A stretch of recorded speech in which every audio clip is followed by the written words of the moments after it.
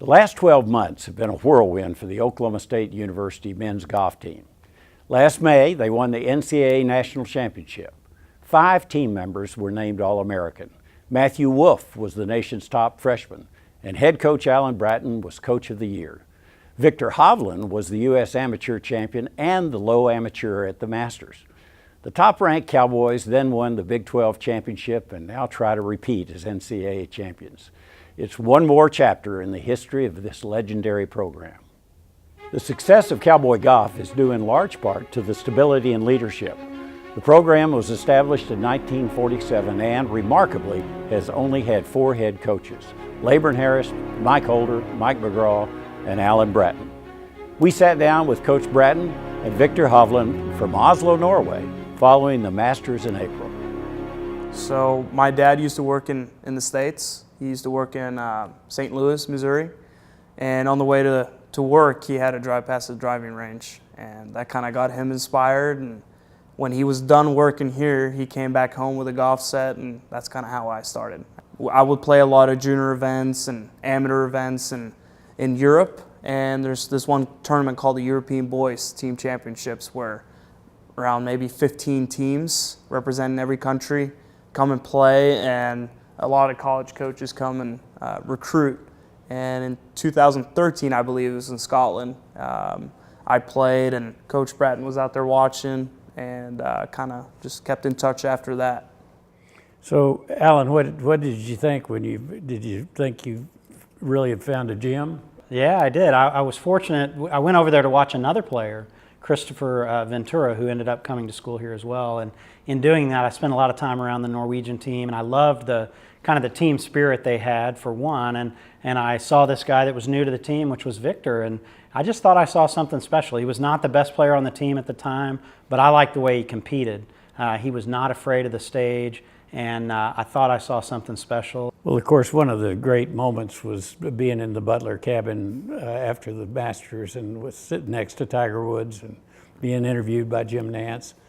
And you said something there about Coach Bratton kind of keeping you calm and cool and collected.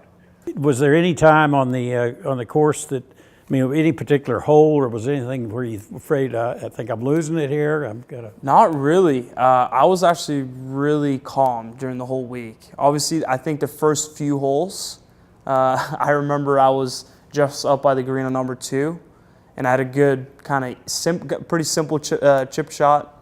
So a good opportunity for birdie, but I remember like my hands were kind of shaking. I was just trying to just make a clean contact, and then I made a birdie on that hole, and I kind of relaxed a little bit. So, Alan, you caddied for Viktor in the U.S. Amateur, which you won, and then, of course, in the Masters. What do you think? You got a future with carrying that bag? Everybody keeps asking me that, but the one thing that makes a good caddy is to have a good horse that you're on their bag. So yeah. I've been fortunate to be on some good ones, and this guy's one of the best for sure. Was there a lot of conversation? And you know, this looks like a soft 7 to me, or the hard 6, or was there any of that? Yeah, I mean, we discussed about every single shot, just kind of what our thought process were, and yeah, I mean, he knows my distances very well with the irons.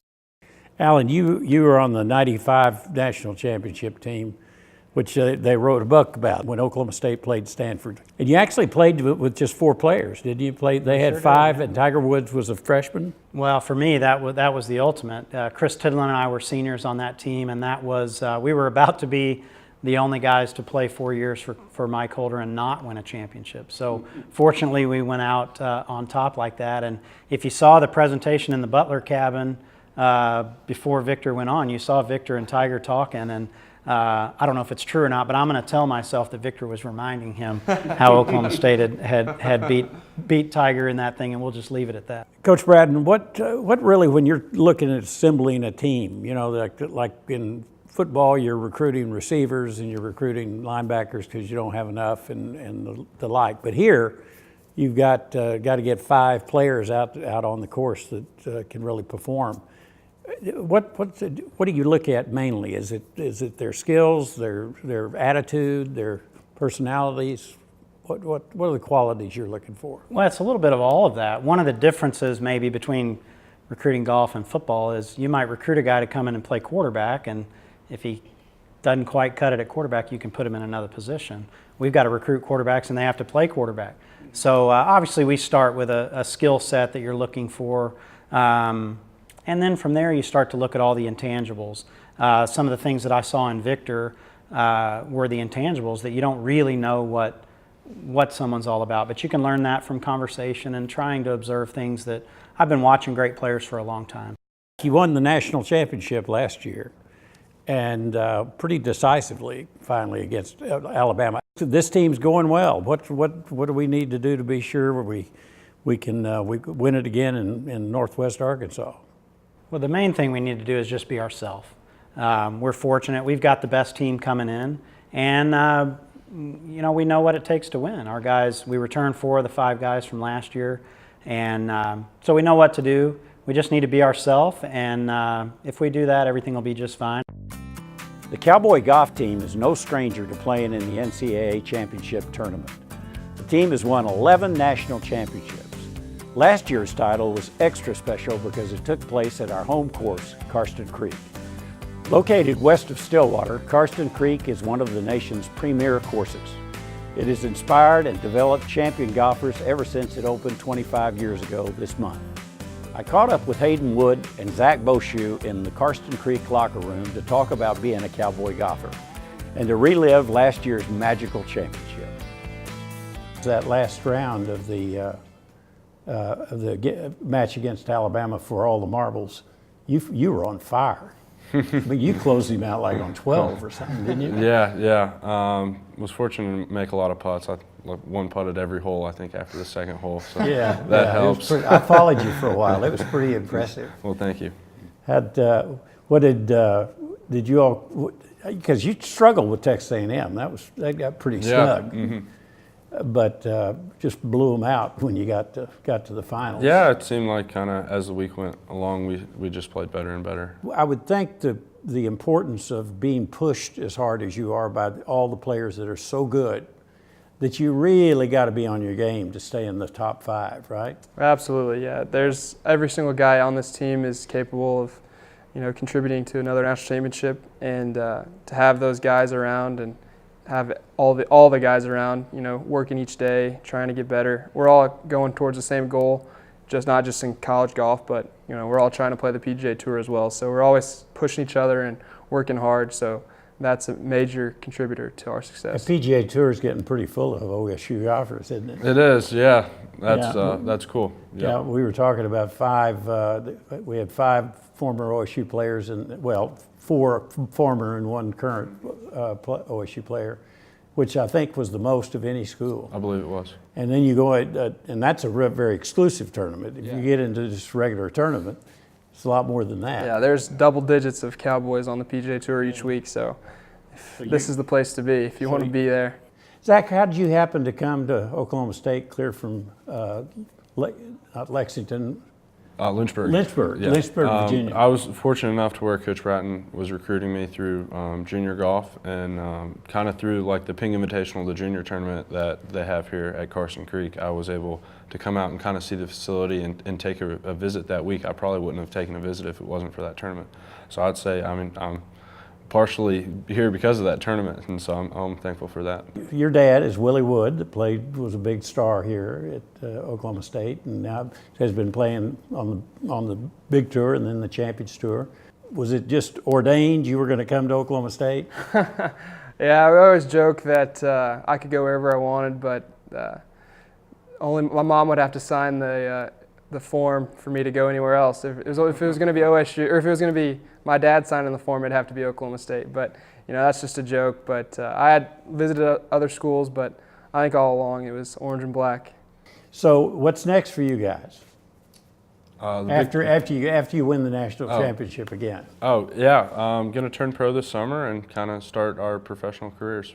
Absolutely, yeah. We'll both be turning pro after nationals, after we bring home another trophy. Okay, you're graduating seniors.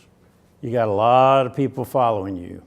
What words of wisdom would you give them to be successful here at Oklahoma State as a student and as a player? I think the first thing, like I would tell anyone, is to compete hard. Whether it's in school, on the golf course, or just playing a simple game of basketball or something stupid, is to always compete hard, because even if you're the number one guy on the team, there's always going to be someone that wants to take that spot. And so that'd be my advice. Yeah, that's good advice. I'd say time management. There's a lot of things you have to deal with class, you have to deal with workouts. There's a lot going on, so manage your time well, and if you do that, I think you're set up for some success. For sure.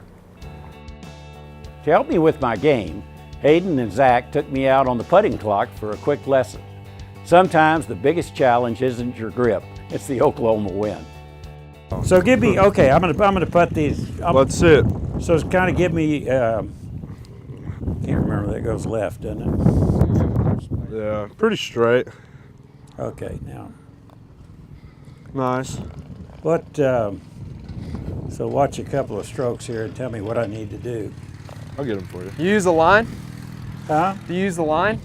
Not On your really. ball? Not really. Boshi and I, Yeah. it changed our life. I'm kind of with Woody on that. I think that's a big key, because it's hard to aim the putter from the side, Yeah. So you get the chance to use the line and aim it from back. So you've got that Behind the going ball. a little.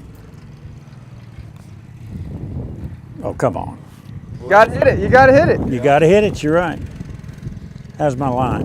Looks pretty good to me. So line it up with the putter line, right? Yep. Just make sure those line up, and then just whack it. Give it one more. Must be breaking a little left here.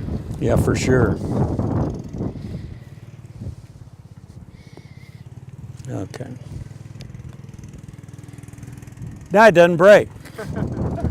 It didn't get the hole anyway, it doesn't matter. Welcome to Carson Creek. Yeah, then it didn't break. All right. So I always kind of start just lining my ball up, and I kind of get the read from behind it like this, and then I'll pick like a spot halfway, and I'm trying to roll it over that spot. So what spot did you pick? I picked this spot right there. You can kind of see that Yeah. clearly defined, and it's just going to break a little left back towards me.